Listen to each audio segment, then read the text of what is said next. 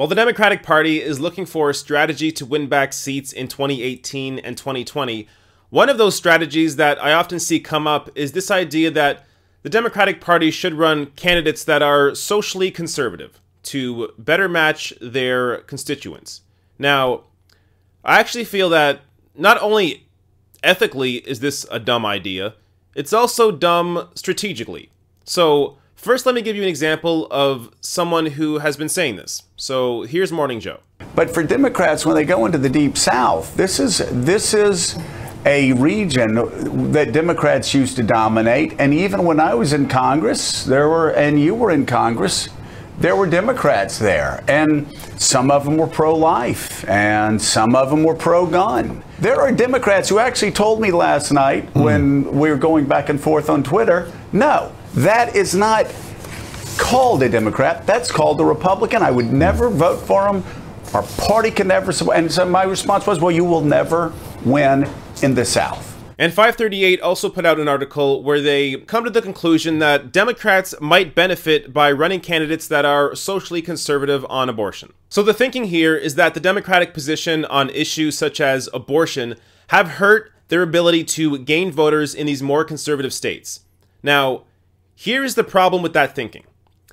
If you're a conservative voter and the Democrats start talking about how, oh, actually this one candidate in this one state, in this one district, is actually against abortion, so I should totally vote for him because he will have an effect on the rest of the party. Nobody thinks that.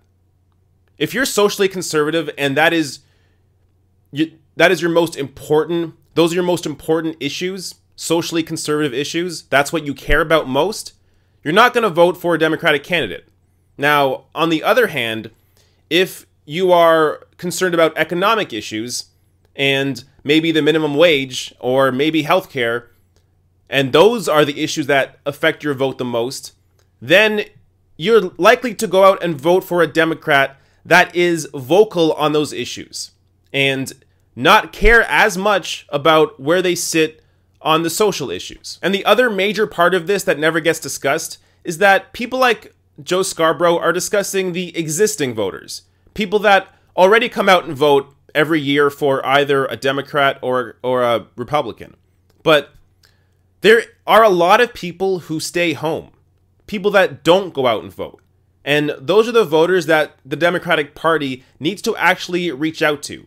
And a way to reach out to them is by having a bold new message that is also detached from big money. But I do think in these socially conservative states, the focus from the Democratic Party should be on the economic issues.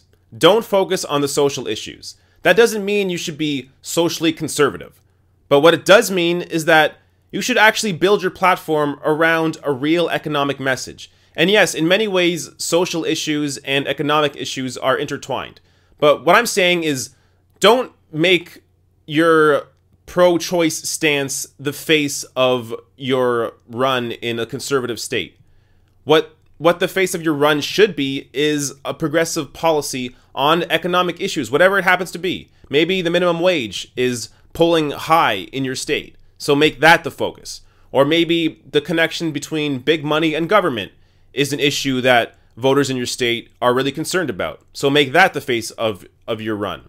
So when you focus on these specific issues and look at the polling and what people actually care about in your state and make that the focus, then you're likely to improve and possibly win. So really, it comes down to embracing a new message. If you're just spouting the same talking points that your conservative opponent is, then why would somebody come and vote for you and not just vote for the conservative instead? You can't just be a Republican light candidate. You should actually set yourself apart by embracing a true progressive economic platform while really focusing on issues that can bring out new voters. Issues like money in politics, Wall Street, or corporate greed.